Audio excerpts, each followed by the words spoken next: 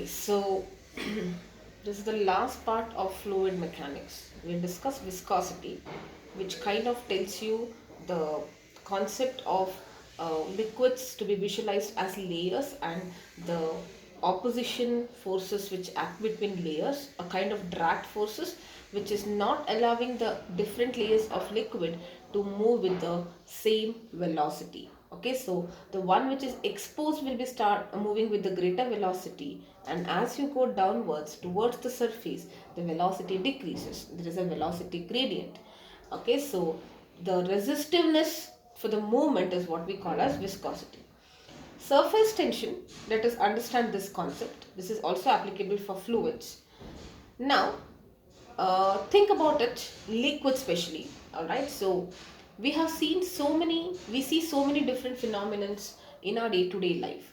Like for example, there is a beaker, and sometimes you might have seen if there is a water in a beaker or in lakes or in rivers, you can see spiders or small insects which are floating on the surface of water as if there is some kind of a stretched rubber or something, as if now if you visualize a spider on a hand or on a bed or something where there is a solid surface, it makes sense.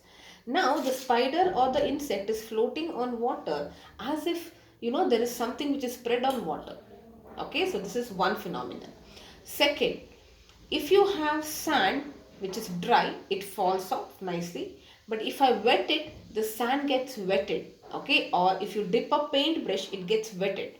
Okay, so what is this wetness? Let us try to understand that with respect to surface tension. And third, why are drops spherical in nature? Mercury, especially, if you drop it on a floor or on a surface, it immediately takes the shape of a sphere. Water in space also is spherical.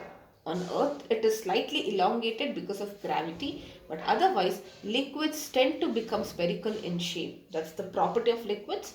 And lastly, capillary action. Okay, now what happens if you fill a lamp with oil and there is a wick attached to it? The oil seeps through the wick, and that is how your diya or the lamp which you are lighting, you lit a fire to it, and the lamp continuously burns as long as there is giving you heat and light, as long as there is oil. The oil is pulled by the wick. Or similar capillary action you see in plants also, where this is a root and this is a stem. From the root there is rise of water in the xylem and it is reaching all the parts. Okay, so this is capillary action. Now all of this we are going to understand with the help of surface tension. Okay, so all of these are different phenomena. Spider walking, something being spherical, and what was the stickiness. A brush, if you dip it in water, it clings. The bristles were like this initially. It becomes one component. Okay, or sand also, which was spread, it is now sticking. And the last one, capillary action. All of this we will understand with respect to surface tension. So before we get into all those properties, let us understand the concept of surface tension. The name surface tells you this is a surface phenomenon, something which is seen only on the surface of a liquid. And tension is, what is tension? If there is something which is stretched, pulled, okay, the component tries to create, there is a tension in that particular. Now imagine there is a rope, I'm pulling it, there is a tension developed in the rope because of the force I exerted in the direction opposite to my force. I'm pulling it like this, the rope is trying to resist in the opposite direction. So that force is what we call as tension. Okay, now if you understand these two words and if you can relate it with water or any liquid, it is easier for you to understand the concept of surface tension. Okay, so how do I define? It's the property of liquid. I do not see surface tension in air as such. So property of liquid, okay, due to which its free surface, due to which its free surface tries to have minimum surface area. I'll explain each of these words. Tries to have minimum surface area and behaves as if it was under tension, and behaves as if it was under tension, like a stretched membrane. Okay, like a stretched rubber or a stretched membrane. Okay, let us now understand the meaning. So, property of a liquid due to which its surface tries to have a minimum. Now, imagine this, I try to pull a thread. Okay, what happens? Immediately the thread will resist it and there is a tension develop. Because of which the moment I pull it and release it, it will try to come back to its original shape. Correct? Now the same thing is happening with water. On the surface, we will see why it is only happening in the surface in a while. But in the surface of water, the water behaves as if there is tension. The surface, the top layer of water, it looks like the entire top surface. Now this is the top surface, I am showing it to you like this. The entire top surface behaves as if it was stretched. Alright, and because it is stretched, the reason why it is stretched, that's what I said. I'll come to that point in a while. But for now, understand, it looks like the entire surface is stretched like this, and whenever it is stretched, what happens? The water does not resist that stretching. It wants to come back to its normal place, and when it tries to come back, it tries to minimize the surface area. Just like a spring, you pull it and then it tries to come back to its original position. Okay, same thing here also. There is something which is making the surface of the water stretched. That is what we call as tension on the surface. There is tension on the surface, because of which it tries to minimize its surface area. So this property is what we call as surface tension. Okay, so it is also the tangential force per unit length acting normally on either sides. I tell this, okay, acting normally on either sides. Okay.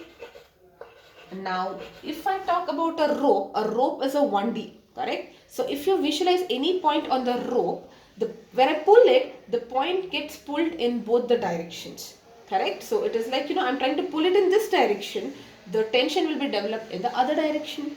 But imagine this is a surface now. So, it's a 2D. A rope is 1D and we are talking about point particles. This is a surface of water which is 2D. So here that point in rope becomes a line here. So visualize this is the surface of water. Okay, and there is a line here. Imagine a line like this. So it is stretched in all directions like this. Now in case of a rope it was pulled in one direction, but here imagine, because it's a surface, it is pulled in like this. So this is like an imaginary line. Okay, so let us say it is pulled in like this. So what will be the force with which you are trying to pull? Okay, so this force experienced by surface tension is proportional to its length. Makes sense? The more I pull the spring, the more force I need to exert. The more I try to pull the spring, the more. It's just like spring, right? So the more it is, the more the length, more is the force with which the surface of water needs to be pulled. Okay, so now I can say that this is equal to S into L, proportionality constant replaced by a constant that is called a surface tension. This S is what I call as the surface tension. Okay, the force with which the surface of the water is pulled per unit length. How do I define surface tension?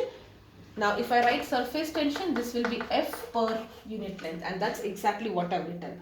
Tangential force acting per unit length, okay, acting in the normally on either side. It's normal. If you imagine a imaginary line, the force acting normally on either side of the imaginary line is what we call as the surface tension.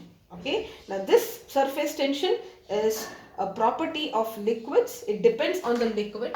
Surface tension depends on the liquid used. Like for water it is having 1, and it is impurities. It depends on the impurities also, and it also depends on the temperature. Okay, and what is its units? Newton per meter. You know how to write the dimensional formula. They might ask you dimensional formula for surface tension. Okay, so what is it? I repeat, surface tension it is basically, there is something which is, now the reason why it gets stretched, that is the next topic. All right, so there is some force which is making it stretch, and this force which is acting normally on either side of the imaginary line, force per unit length, is what we call as surface tension. Now you understand, okay, why the spider is able to walk. All right, so the spider is a very light, or some insects which is very less denser, very doesn't have much weight. There is weight which is acting downwards. The surface tension, this tension tries to balance it out, and that's the reason the spider is able to walk for some time. Or even if you observe, if you carefully place a needle, very carefully, not throwing it literally, carefully, if you place a small needle, it is able to float. All right, so all this is because of surface tension. Okay, now also let us understand this, why it tries to minimize this area, all that. Now this part I think it's clear. Why okay, why we have not still come across. The moment we understand why this tension is created, then we can answer why is this minimum surface area created, then we can answer the stickiness property and the spherical nature. So one by one, I've given you 4 examples. One example I have covered. Why is the spider or insects able to walk on water? Because of surface tension. The water is getting stretched, it creates a tension, and that tension, now it is like as good as saying there is a thin layer on which the spiders can walk. Of course, we cannot walk because our weight is heavier. We are heavier than insects. Alright, so yes. Now let us come to the next underlying mechanism. Alright, of why do we have this tension created. All right, now visualize this. There is a beaker full of water. Okay, now what is so special, these molecules which are below, lot of them, okay, I'm just focusing on one, these are called as bulk molecules, and the molecules which are on top, these are called as surface molecules. Okay, now bulk molecules, they are forming many bonds, or there is lot of attraction by the other molecules. You remember in kinetic theory, we have studied all the molecules will be having a kind of, in ideal gas theory, in ideal theory though we neglect, we say that there is no force or of attraction or repulsion, but in reality there is always a force between the molecules, and it tries to form many bonds. Okay, now more the bond, now do you agree bulk molecules will form more bonds, or it is getting attracted more? It is getting attracted more. All right, because there are a lot of molecules. Surface molecules, there are less bonds. Okay, because only the side and the bottom. Now imagine one surface molecule, the side-wise atoms are pulling it or forming bond, and it can form bond with the molecules which are below it, but there is nothing on top, so obviously it will form less bonds.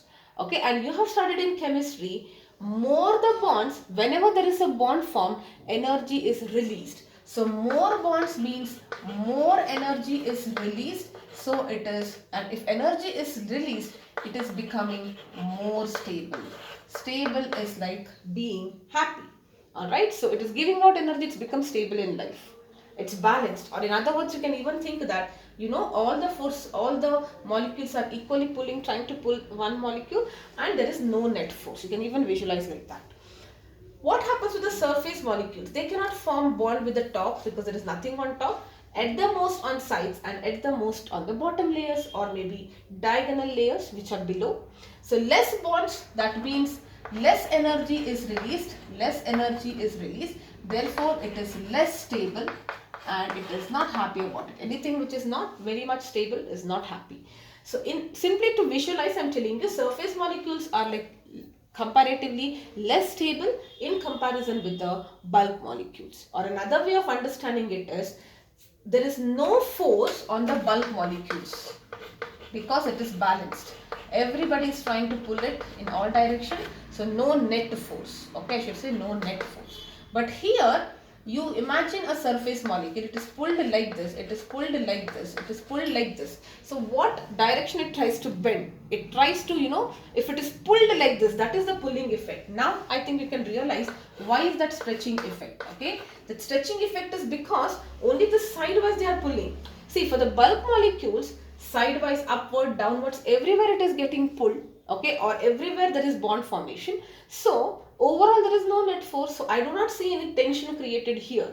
But for the surface molecules, it's getting pulled by the side direction and also in the downward direction. So that kind of creates the tension here, because something is pulled. Tension is created only when something is stretched or pulled. So that creates the tension here, and that's the reason you see only this phenomenon only in the case of surface molecules, not in the case of bulk molecules. And when they pull it, they tries to come back to their normal position. They tries to minimize the surface area. Alright, and which for a given volume, which is the shape which has the minimum surface area. They try to minimize their surface area, because it's like somebody is trying to pull and you're like, I don't want to be pulled. Please leave me alone. I will just become small. I don't want you to pull me. Alright, so that is the reason it tries to minimize the surface area. And what is for a given volume, what is the shape? That shape is going to be a sphere. That is the reason, the water or any liquid tries to form a sphere, because they do not want to be stretched. Though stretching is seen because of the tension which is created along the sides, because of the surface molecules do not have anything on top. Okay, so they are stretched, and the surface molecules do not want to be stretched, so they will try to minimize the surface area. And the shape, if you talk about all the shapes, sphere, cones and cuboids, the shape for a given volume, the minimum surface area is achieved by a sphere. So that is the reason it becomes spherical in shape. Okay, now two things I have explained, the two things, why spider and why drops are spherical. Also, when you try to wet a brush like this is a brush.